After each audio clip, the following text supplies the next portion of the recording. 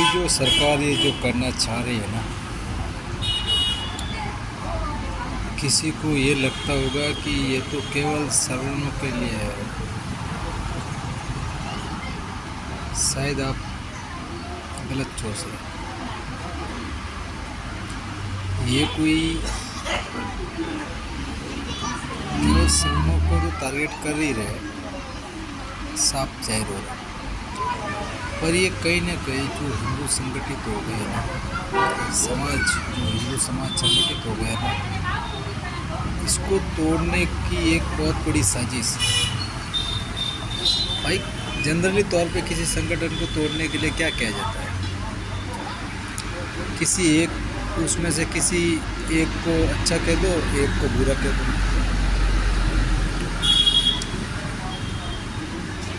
निर्दोष को फंसा दो। उससे क्या होगा कि जो सामाजिक संगठन है ना, उनमें भी एक बार बिखराव हो जाएगा। वापस हिंदू समाज में जातियों के अनुसार सारी चीज़ें होने लग जाएगी। जब सारी चीज़ें जातियों के अनुसार हो जाएगी तो जो विधर्मियों को सबसे ज़्यादा बड़ा मौका यहीं मिलेगा भाई। सीधी सिंपल सी बात है, जब चक्रव्यूह का घेरा तोड़ना है तो उसमें एक न एक कड़ी को तो पहले तोड़ना ही पड़ेगा। जब एक आध कड़ी टूटेगी ना तो उसके अंदर फिर आराम से घुस सकेंगे और पूरा चक्रव्यूह का सत्यानाश कर देंगे।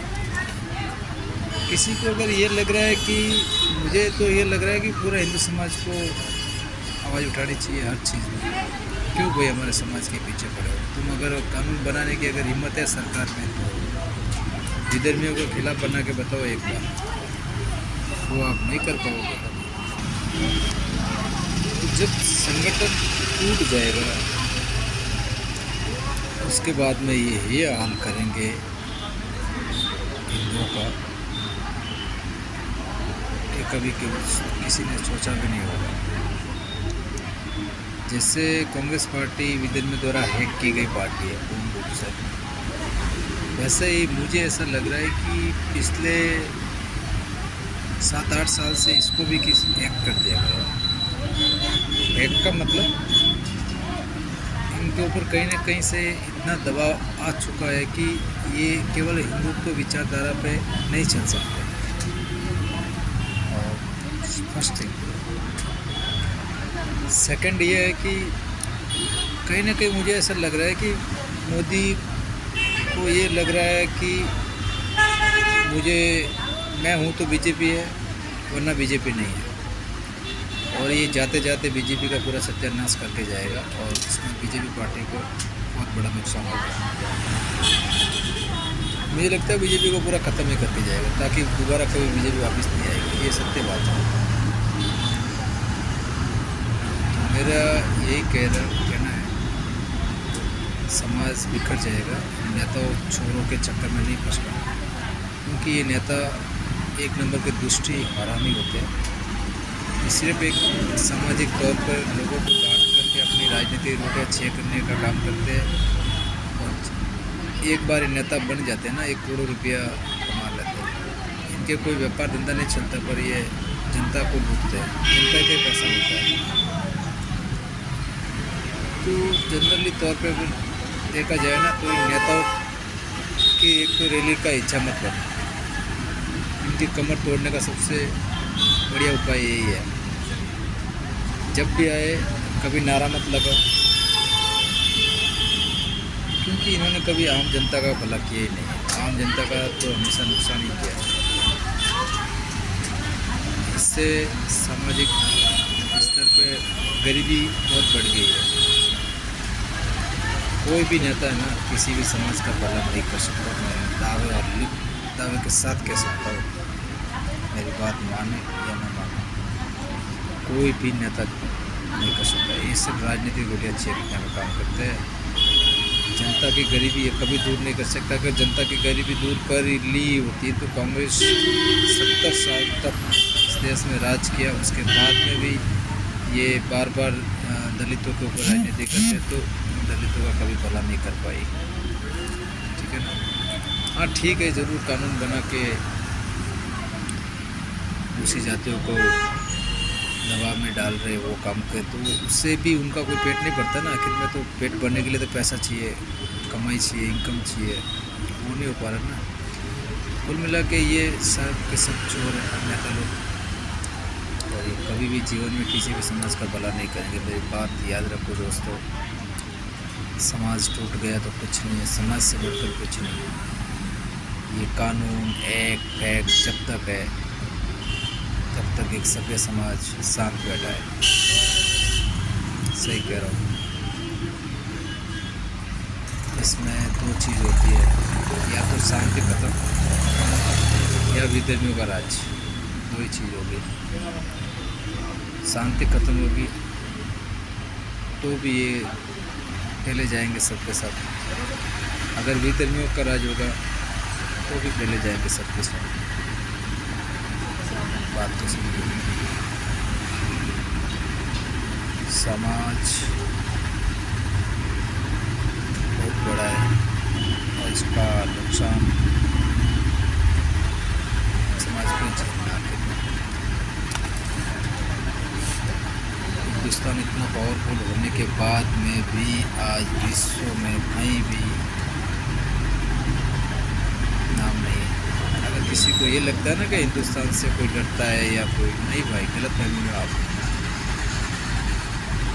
हिंदुस्तान में सिर्फ और सिर्फ लोग व्यापार करना चाहते हैं जनसंख्या को देख करके, और हिंदुस्तान एक व्यापार करने के लिए ही हिंदुस्तान को चूज कर रहे हैं और उसमें यूज भी कर रहे हैं, समझे पूरा। इसलिए मेरा कहना यही है कि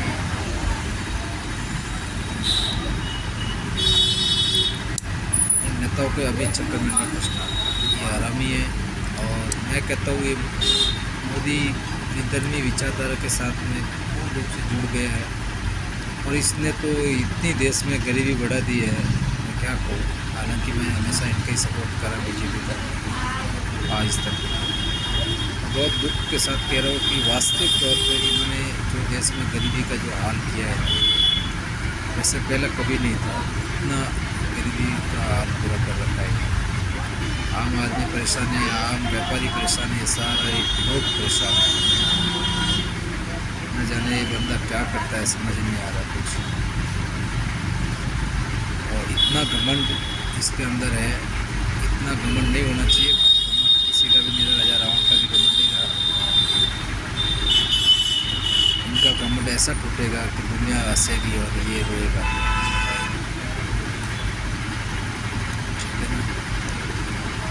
समय समय की बात होती है, बात कुछ नहीं है। इनका समय उल्टा चल रहा है, ये शायद इनको भी पता नहीं होगा। जब समय ख़राब होता है ना तो बंदा गलत डिसीजन ज़्यादा लेते हैं। उनको ये पता नहीं होता कि मैं क्या कर रहा हूँ, क्या नहीं कर रहा हूँ। कभी पठान के बच्चे बन जाते हैं, कभी किसके बच्चे बन जाते हैं, भगवान जाने किसके बच्चे, ये रियलिटी तो कुदरत जाने। बाकी भाई किसी के भी बच्चे बनो, पर हिंदू समाज को तोड़ने जैसा काम ना करो। हमने आपको खून से सींचा है, ठीक है ना।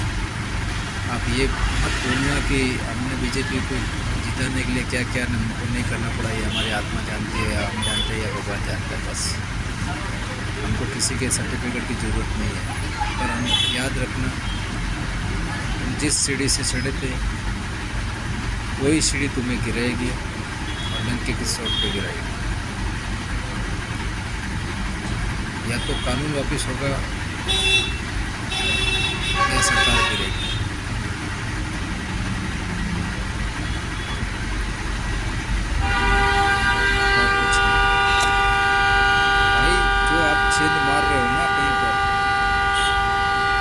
कभी कभी उल्टा भी पड़ जाता है, जब उल्टा पड़ता है तो ज़्यादा नुकसान करता है, शायद आपको पता नहीं। हमारे से ज़्यादा देश प्रेमी कौन और क्या हो सकती है भाई। हमने क्या भीख मांगिएगा कभी तुम्हारे से, कभी किसी चीज़ के लिए। तुम घर चला रहे हो क्या हमारा? देश को लूट रहे नेता लोग, नेता सबके सब छोर है, एक भी नेता दूध का धुला हुआ नहीं, ठीक है ना। जनता को बेवकूफ़ बनाना छोड़ दो। जिस दिन जनता ये बात समझ गई ना, उस दिन नेता दूर दूर तक कोई नहीं दिखेगा। समझ जाओ, ठीक है ना। ये सत्ता पैसों का लोग ज़्यादा दिन तक टिकता नहीं है, शायद आपको पता नहीं होगा ये चीज़ का। जय हिंद, जय भारत।